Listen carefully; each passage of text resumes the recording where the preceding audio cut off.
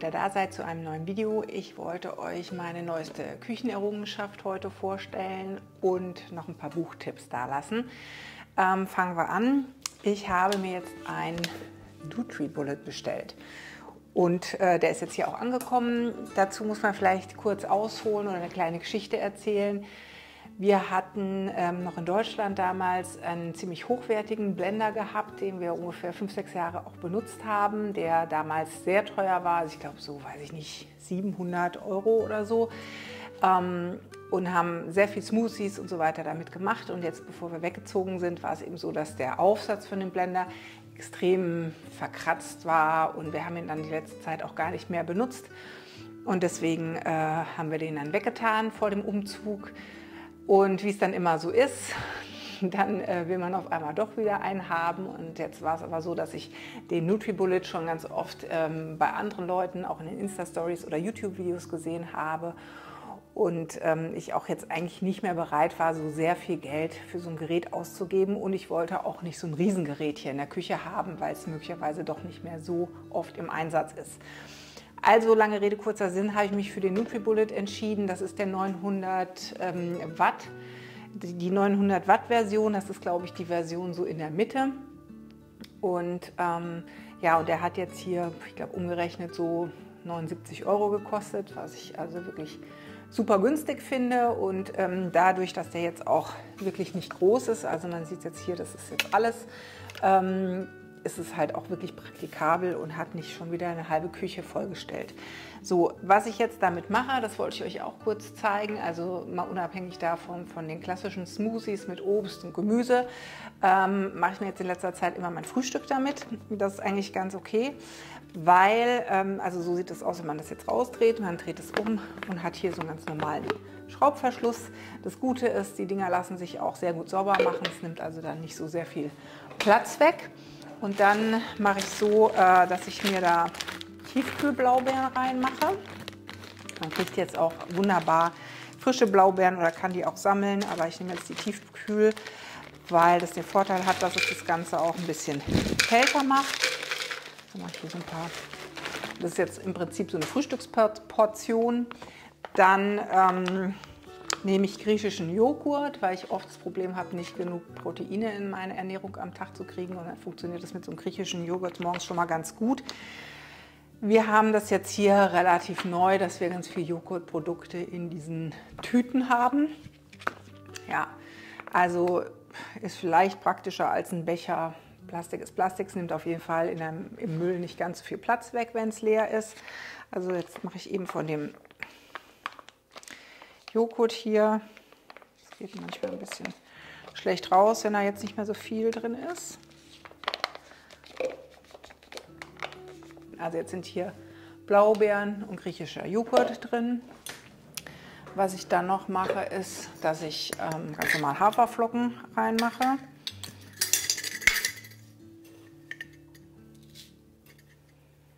Ungefähr 2 Löffel. Also je nachdem, ich mache das Pi mal Daumen, je nachdem wie groß die Menge ist, macht man dann halt dementsprechend mehr oder weniger rein oder wie man es eben mag. So, und dann wird das Ganze zugedreht. Und dann nehme ich euch mal mit hier rüber. So. Dann wird es einfach nur hier so reingedreht. Stecker rein.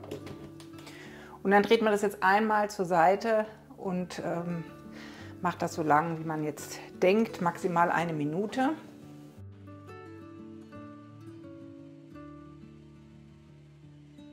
So, und dann schüttle ich das, dass das so ein bisschen nach unten geht. Jetzt aufgedreht.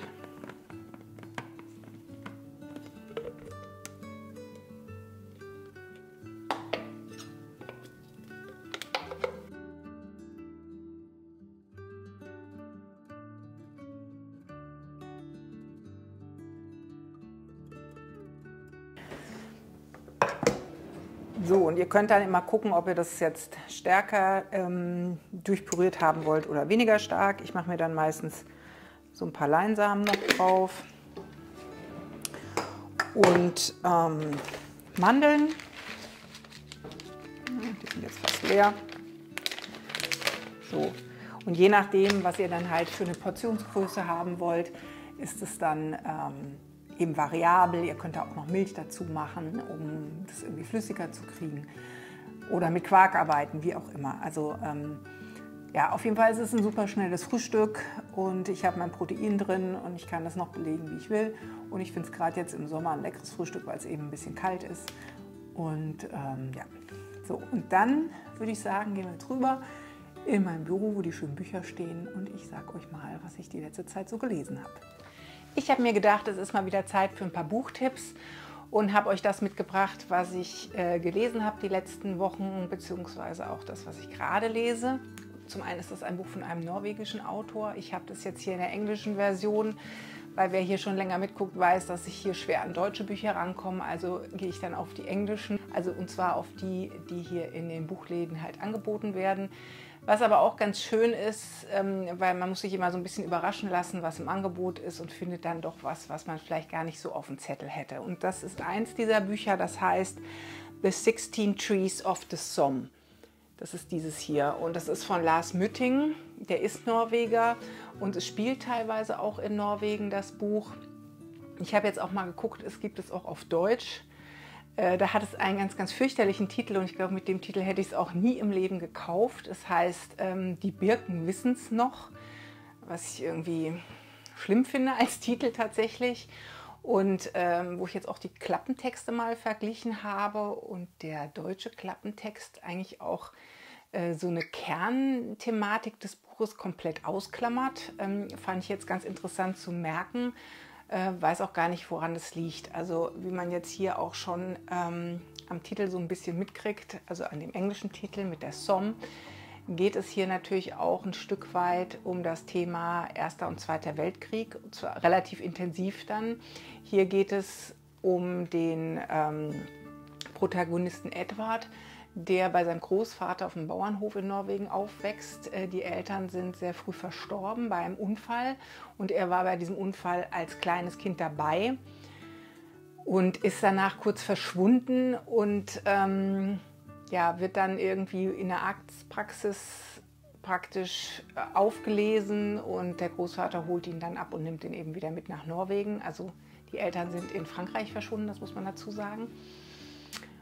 Und das Buch beginnt im Prinzip dann, wenn der Großvater stirbt und er als junger Mann jetzt versucht, das Geheimnis seiner Eltern zu lösen, beziehungsweise das Trauma seiner Kindheit so ein bisschen aufzudröseln. Und das ist eben sehr, sehr spannend. Er geht ganz tief in seine eigene Familiengeschichte rein, versucht da Informationen zu bekommen, obwohl er kaum noch Menschen um sich herum hat, die ihm Informationen dazu geben können. Weiß auch nicht, welchen Informationen er trauen kann oder nicht. Und es liest sich sehr, sehr gut, weil es so ein bisschen fast wie so eine Art Krimi zu lesen ist. Also es ist immer so eine Spannung drunter. Und was mir auch gut gefallen hat, ist, dass man dieses, ich sag mal, norwegische Temperament, dieses auf dem Land aufwachsen auch gut rausgearbeitet hatte. Und dieser junge Mann, der also quasi seinen Bauernhof eigentlich nie verlassen hat, dann auch anfängt zu reisen. Ja, also es ist ein Buch, was sich wirklich gut liest. Und was ich auch als Geschichte sehr spannend und vielschichtig finde. Wie gesagt, also den deutschen Titel finde ich ziemlich schlimm und beim deutschen Klappentext wird auch diese ganze Kriegsthematik komplett ausgeblendet. Warum, würde mich tatsächlich mal interessieren, keine Ahnung. Ja, also das ist auf jeden Fall eine Empfehlung und ich habe dann auch festgestellt, dass ich tatsächlich von dem Autor schon ein deutsches Buch im Schrank habe, was ihr bisher noch nicht gelesen habt. Das heißt Die Glocke im See. Ist wohl der Beginn einer Trilogie. Jetzt, nachdem ich das hier gelesen habe, habe ich mich gefreut. Das war quasi so eine eigene Überraschung im Bücherregal. Und das werde ich mir demnächst auch mal einlesen in dieses Buch, weil ich den Schreibstil, also jetzt hier zumindest im Englischen, sehr angenehm finde und eben auch sehr spannend finde. Also das ist das, was ich jetzt gerade fertig gelesen habe. Das hier ist eben das, was ich gefunden habe, Die Glocke im See. Und das fängt auch wieder an in einem norwegischen Tal. Also es ist dann schon auch wohl ähnlich. Ich bin gespannt. Da geht es aber jetzt als Protagonistin um eine Frau. Und es gibt wohl dann 3 verschiedene Teile zu dieser Geschichte. Ist auch relativ dick. Also da habe ich nochmal ein ganz gutes Lesevergnügen vor mir. Und was ich dann entdeckt habe und gelesen habe, das habe ich tatsächlich irgendwie bei englischen Social-Media-Accounts gesehen, denen ich folge, ist dieses Buch The Women. Und zwar ist es von Christine Hanna. Das ist wohl eine relativ bekannte Autorin, die auch diese Firefly Lane-Reihe geschrieben hat, die auf Netflix als Serie läuft, die ich auch sehr mag. Das war mir aber, bevor ich das Buch jetzt hatte, gar nicht bewusst. Dieses Buch kommt jetzt, meine ich, zum September in deutscher Version raus. Das ist echt eine Empfehlung. Es ist zwar auch ein bisschen härter, weil auch hier geht es um Krieg, und zwar um den Vietnamkrieg. Und ja, und Frankie ist eine Tochter aus gutem Hause. Ihr Bruder zieht in den Vietnamkrieg und kommt dabei relativ früh ums Leben. Und ihr Vater hat so eine Wall of Fame in seinem Büro mit allen Männern der Familie, die in den Krieg gegangen sind. Und sie unterhält sich mit jemandem und kriegt dann irgendwie so mehr oder weniger den Hinweis, ja, warum sollen denn Frauen keine Helden sein? Und relativ jung und naiv beschließt sie dann, okay, sie geht auch nach Vietnam und geht als Krankenschwester nach Vietnam. Und ein Großteil des Buches beschreibt dann eben diese Arbeit der Krankenschwestern in Vietnam und ist schon teilweise ziemlich heftig, was da passiert ist, logischerweise. Und auch diese Arbeit der Krankenschwestern, auch die Bedingungen, unter denen die da täglich und jede Nacht im Prinzip arbeiten. Und der zweite Teil des Buches geht eigentlich darum, wie sie dann zurückkommt in die USA, da quasi bespuckt wird als Vietnam-Veteranin oder Vietnam-Soldatin, Krankenschwester und gleichzeitig auch nicht anerkannt wird. Also weil jeder sagt, ja, Frauen sind nicht in Vietnam, aber Frauen waren eben ja doch in Vietnam als Schwestern und haben da einen wichtigen Job gemacht. Und das handelt dann auch davon, wie lange sie mit diesem Trauma kämpft. Zum einen dieses Trauma des Erlebten in Vietnam und zum anderen auch mit dem Trauma, dass sie quasi unsichtbar ist in dem, was sie da für sich auch persönlich geopfert hat. Und was aber super ist an dem Buch, es ist ein wirklicher Page-Turner, es ist extrem spannend geschrieben, es ist richtig, richtig gut geschrieben. Die Protagonisten mag ich sehr und zeigt auch so diese ganze Zerrissenheit und diesen Wahnsinnskrieg damals. Ja, also The Women ist wirklich ein wirklich großartiges Buch, sehr, sehr gut und ich glaube, ich habe es in 2 Tagen durchgelesen, obwohl es jetzt auch nicht so dünn ist. Also es ist wirklich sehr spannend geschrieben. Und ich habe mir jetzt von der Autorin nochmal ein Buch besorgt und hoffe, dass das jetzt, das heißt glaube ich The Nightingales, ich weiß jetzt leider nicht, wie der deutsche Titel ist. Und ich hoffe jetzt, dass das genauso spannend ist. Das war jetzt auf jeden Fall ein toller Fund, weil ich eben eine neue Autorin gefunden habe, die offensichtlich sehr, sehr gut schreiben kann. Und es da eben noch viele Bücher von dieser Autorin zu entdecken gibt. Ich verlinke euch alle Bücher unten natürlich wie immer. So, und zu dem letzten Buch, was ich euch vorstellen wollte, womit ich jetzt gerade erst angefangen habe, da gibt es natürlich jetzt auch noch eine ganz nette Geschichte dazu, oder ja, halb nett, sagen wir es mal so. Ich bin vor einer Woche hier vor unserer Haustür gestürzt. Wir haben ja hier so eine Baustelle und ich bin morgens zum Brötchen holen gegangen und leider irgendwie nah wohl an dieser Bordsteinkante, die eigentlich keine Kante mehr ist, weil die Straße abgefräst ist, gelaufen. Und dann ist ein Stück von diesem Bordstein oder von der Kante abgebrochen und ich bin umgeknickt und habe mir jetzt zum Glück nur die Bänder verletzt. Also ich weiß nicht, ob sie gerissen sind oder angerissen sind, egal. Fakt war aber, dass ich eben nicht mehr laufen konnte und der Fuß sehr, sehr dick war. Und ich dann eben nach 2 Tagen hier doch zu diesem Legewakt gegangen bin. Also in Norwegen ist das System so, dass man grundsätzlich immer erst zum Hausarzt geht, zum sogenannten Fastlege. Dann in Notfällen geht man zum Legewakt. Das ist quasi vor einem Krankenhaus vorgeschaltet, in der Tendenz so ein bisschen ähnlich wie der ärztliche Notdienst in Deutschland. Aber hier geht man grundsätzlich nie in die Notaufnahme im Krankenhaus, außer man kommt direkt mit dem Krankenwagen und akuten Notfall dann dahin. Ja, also das als kurze Vorgeschichte. Also ich bin dann mit meinem Fuß zu diesem Legewakt gegangen, musste mich da anmelden, bin dann zu einer Ärztin gekommen, habe die gebeten, mit mir auf Englisch zu reden, weil mein Norwegisch eben dafür noch nicht ausreicht. Und dann fragte sie mich ja, wo ich denn herkomme. Und ich sage, ja, aus Deutschland. Und dann sagt sie, ach, das trifft sich ja gut, ich bin auch aus Deutschland. Und es war dann natürlich erstmal in der Situation sehr angenehm, jemand Deutsches gegenüber zu haben, indem ich in meiner Muttersprache über das, was geschehen ist, sprechen konnte. Und zum anderen ging es dann darum, dass sie schon 25 Jahre hier ist und warum wir hier sind und was wir so machen und so weiter. Und dann habe ich erzählt, dass ich eben auch einen Literaturblog habe. Und sie sagt, ja, ich bin ja auch Autorin. Und das fand ich also sehr nett. Und sie sagte, sie schreibt Romane. Und dann hat sie mich gefragt, ob ich ihren Roman rezensieren würde, beziehungsweise ich habe sie auch angeboten. Es hat sich so im Gespräch ergeben. Und dann hat sie mir den Link geschickt. Ja, die Autorin heißt also Fossius. Sie ist bei Piper verlegt und der Roman, der aktuelle, heißt Der Aufbruch der Störche. Und es ist ein historischer Roman über eine Frau zur Zeit des Ersten Weltkriegs. Und ich habe jetzt da schon angefangen zu lesen, also bin noch relativ vorne dabei, so in den ersten 40 Seiten. Aber ich muss sagen, es gefällt mir schon richtig, richtig gut. Es ist eine sehr schöne Protagonistin, die eben auf einem Gut in Danzig aufwächst.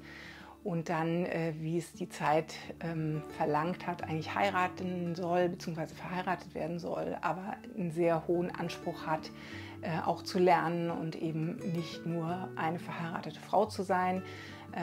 Ja, und das Ganze eben zu dieser Zeit vor und während des Ersten Weltkriegs. Liest sich sehr gut, kann ich schon mal echt empfehlen. Ich werde dann natürlich noch eine Rezension auf dem Blog machen, wenn ich es durchgelesen habe, aber das ist jetzt das Buch, was ich aktuell lese. Ja, das ist sehr schön und ja, manchmal gibt es eben auch so lustige Zufälle im Leben, die dann zu sowas führen und das mag ich eigentlich immer sehr gerne. So, ich hoffe, es hat euch gefallen, das Video. Ihr könnt auch gerne nochmal unten in die Kommentierungen schreiben, was euch für ein nächstes Video interessieren würde. Ich hatte überlegt, auch mal so ein kleines Review-Video zu machen über ein Jahr in Norwegen, weil wir jetzt im September tatsächlich schon ein Jahr hier in dem neuen Land leben. Vielleicht interessiert euch das.